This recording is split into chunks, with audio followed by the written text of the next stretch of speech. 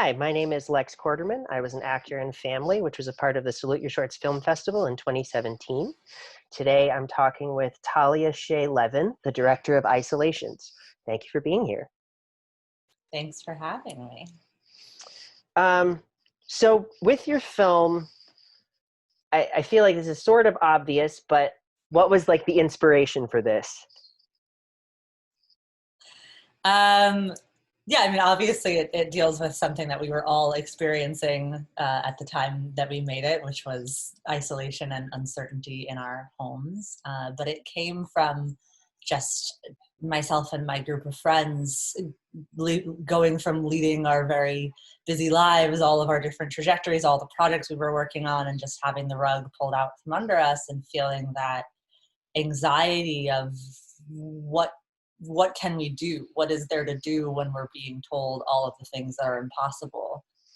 So the inspiration was trying to find something that was still doable and move forward and just kind of gather all the energy that we had that had nowhere to go into something productive and tangible.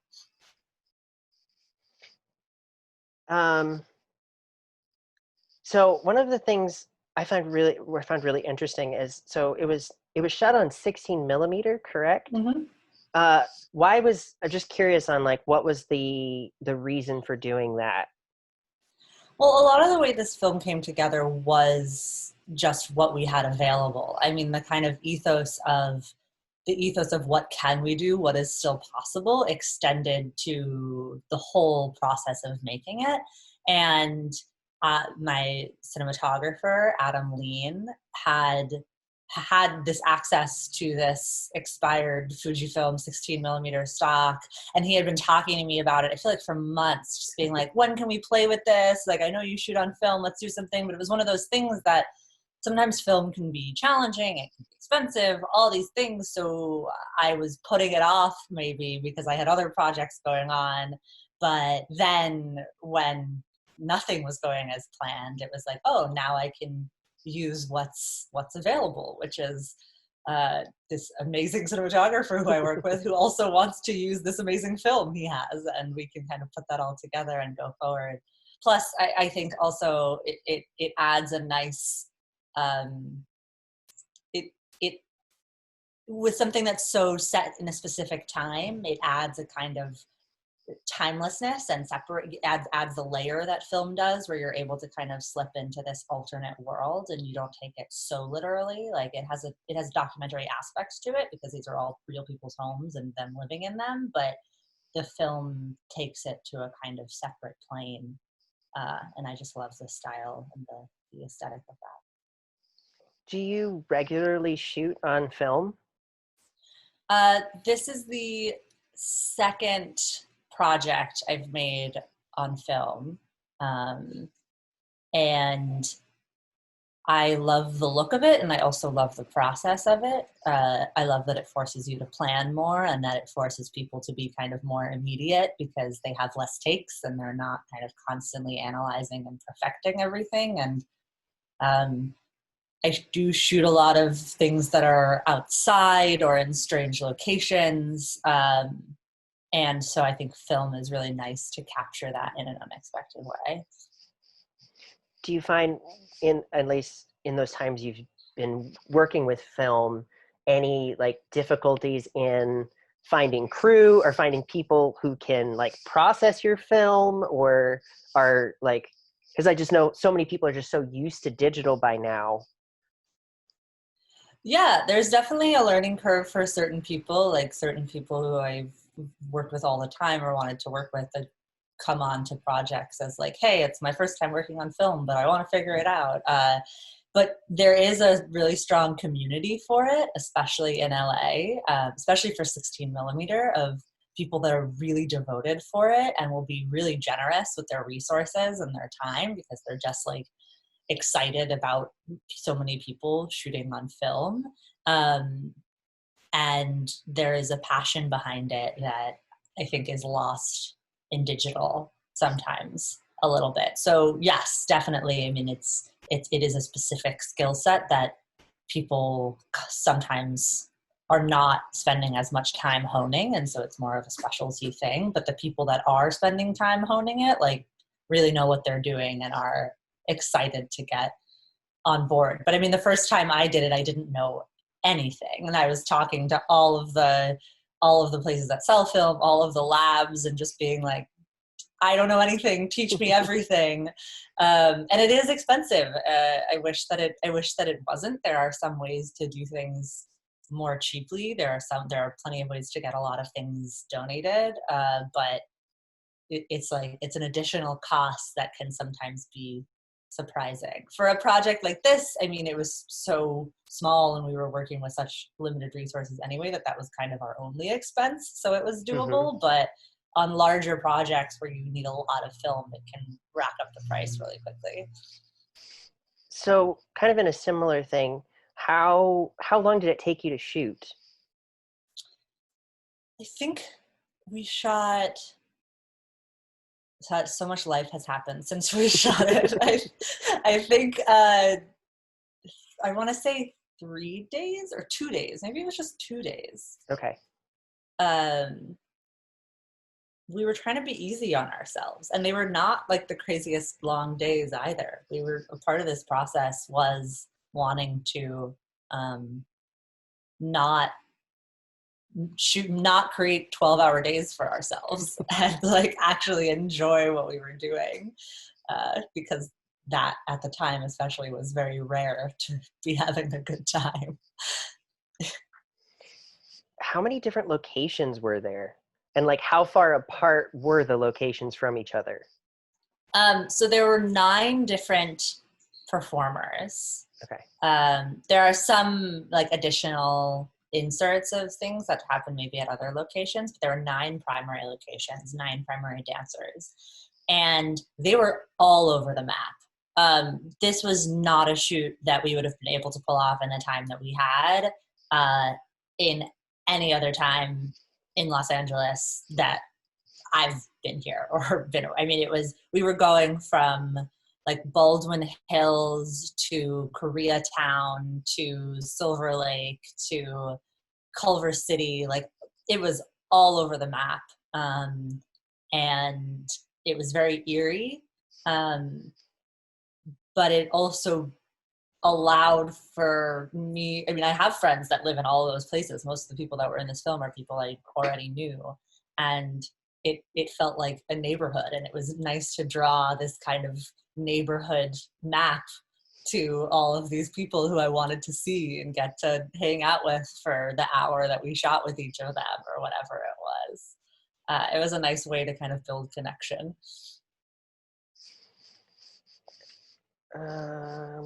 What was the origin of the song? Like,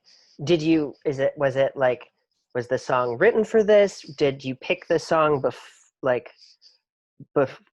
did the song shape a lot of the project? Like, I was curious because it fits so well. Yeah.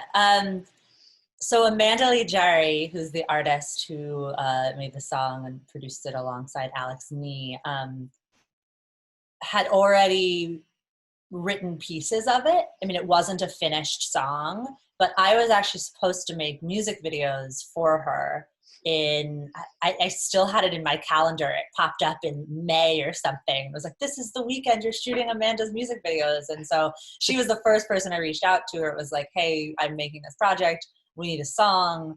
Do you have any pieces of something that might fit right? And I don't think I would have responded to it as much if it was something that was written exclusively for the moment. I mean, I think I wanted it to exist on its own, and it does. It's on Spotify. You can go listen to it. And she's an amazing musician. But it paralleled it without being, so on the nose. And then we were able to kind of work on finalizing it together and bounce it back and forth. But something interesting about that is that because we didn't have the song finished, Maritza, the choreographer, actually choreographed to a different song, and really? had built some of the major kind of bookmarks of the dance, and then adjusted them once the song came into play. Because we were all just, I mean, we made this 2 weeks after lockdown took effect. Like we were just in full, we got to do this now. Also, I always make fun of Adam, cinematographer, because he was like, we got to do this fast because things are going to change. Everything's going to go back to normal like next month. And so we don't have any time to do it. Like, and we were feeling this weird sort of like, we got to take advantage of the moment. And then, I mean, it was nice though, because it helped us stay, I don't know, stay energized.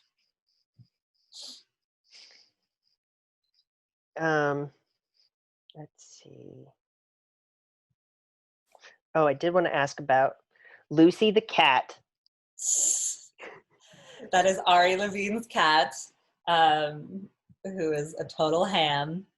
And just, we had wanted to get, so also the crew was just Adam and I. Like this was just entirely Adam and I doing whatever we wanted, whatever we felt drawn to in the moment. There was no one telling us time or even, I don't know, needing other basic needs. It was just us. And Adam has a cat. I love cats. And we kept like wanting to film. We have a lot of the only unused footage we have is of random neighborhood cats.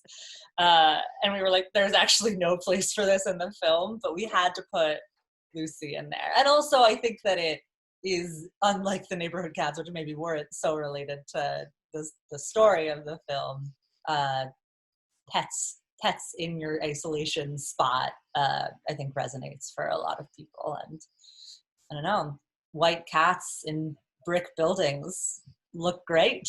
Yeah. I just loved seeing, just like going through the credits, just being like Lucy the cat, that they did stand out so much. we gotta give Lucy her due. I mean, she's available for booking. Let's see. I feel like, I mean, we talked some about, but were there any unforeseen challenges for this besides kind of just like the challenge of getting this together as quickly as possible and the challenge of like just the weird world that we live in?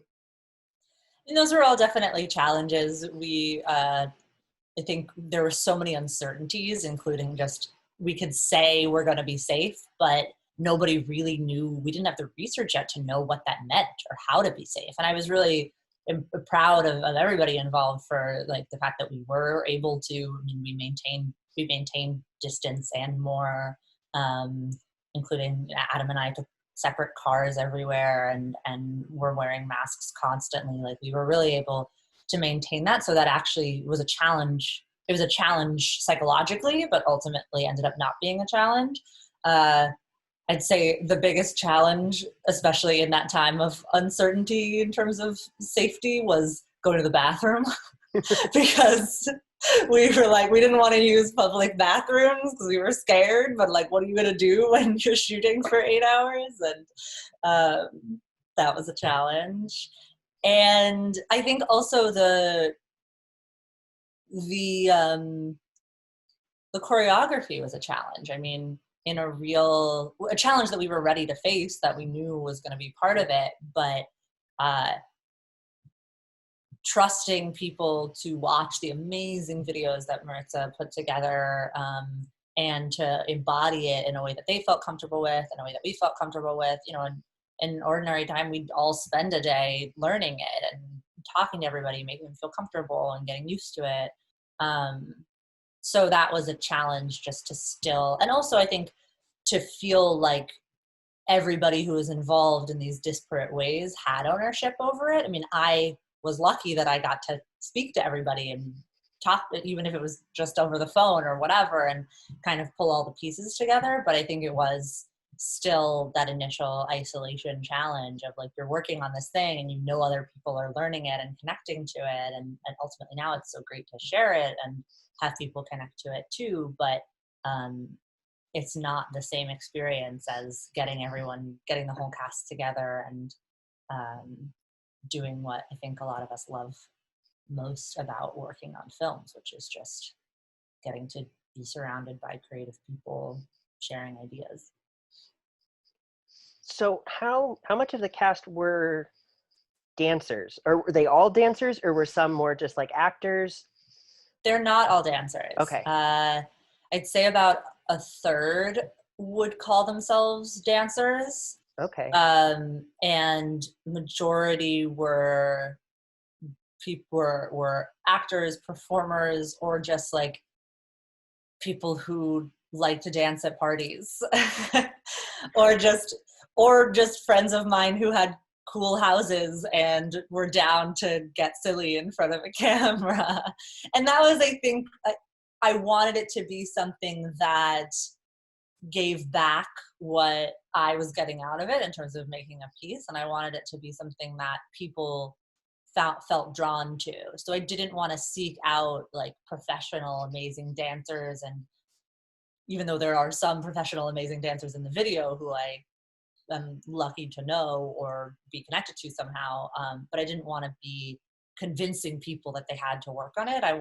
It was very much an exchange of, hey, in this time, would this be something that you would enjoy doing? Like, would this bring joy to you? Would this bring release of some kind to you? And really trying to operate on that, which I feel like we're always trying to operate on, but especially in that moment, it just felt like really important for this to not be a burden to anybody. Do you know if that was a challenge at all for the choreographer of like choreographing something in such a small space?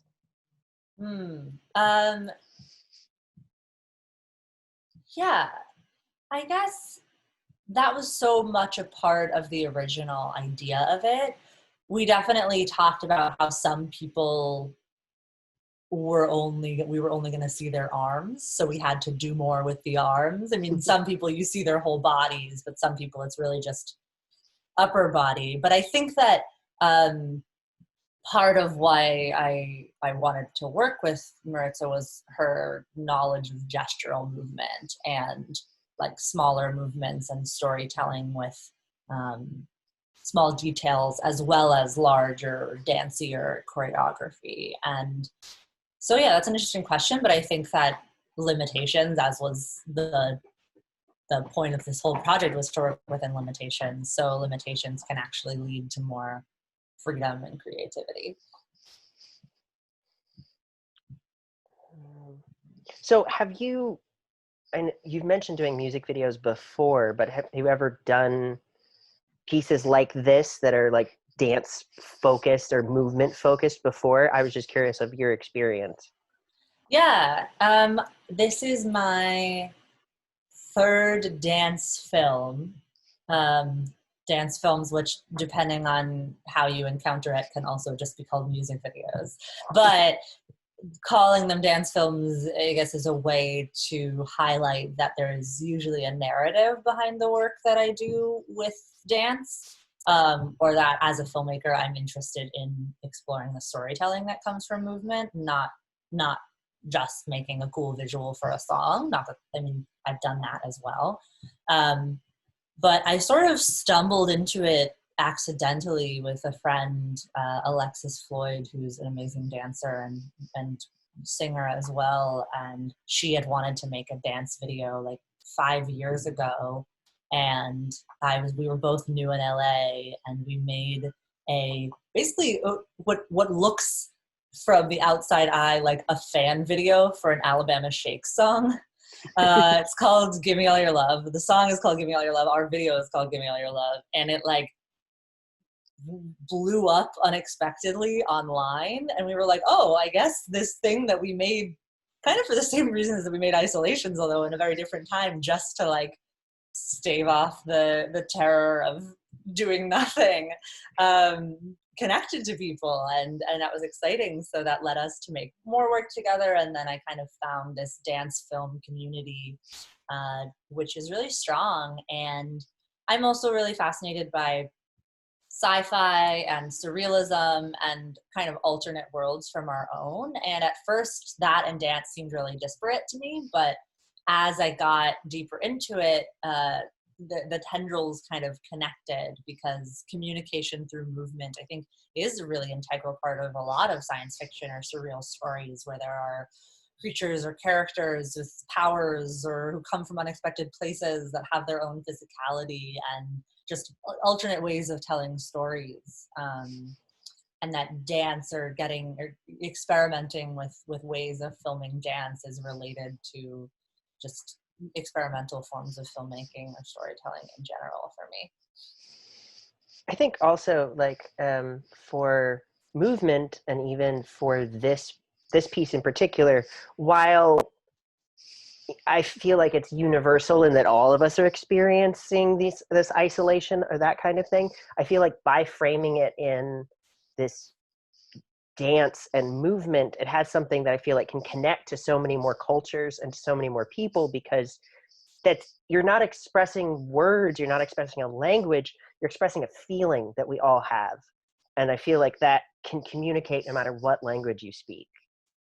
Yeah, I mean, that's what I love the most about dance. And I mean, thank you. I'm glad that came across in this. But dance is such a visceral thing, both to do, but also to experience. And it's more so than dialogue or even, I don't know, my favorite moments of film are like little eye movements that a character makes that hit you so deeply because you relate to them on a deep level because you've done it before. And it's something that's like way beyond any intellectual experience of a story, because it's universal. And there's something physiologically that happens when you see someone move in a way that you can connect to. And that kind of physiological response is, I think, what I'm looking for in anything that I make. And dance is a cool way to play with getting there. You know, you want people to respond to something, not just with their brains or with their voices, but also on sort of a body level. And dance is a conduit to that. So, I mean, it's weird times, and especially your film being about that weird times, but what are you doing next? I have a short film, a narrative sci-fi road trip short film, which is being released shortly, or it's coming to festivals shortly, and then we'll hopefully go online after that. So I'm excited about that. And then a few other dance video projects in the works. One with an amazing artist friend who has an installation, and actually what we're just talking about, wants people to experience it with if they can't experience it in person, the second best way for them to experience it is through dance or through a dance film, because you can connect to it so much more than, I don't know, like a drone video of it. And then also working on a sort of movement-infused documentary about healthcare workers of color and their relationship to rest.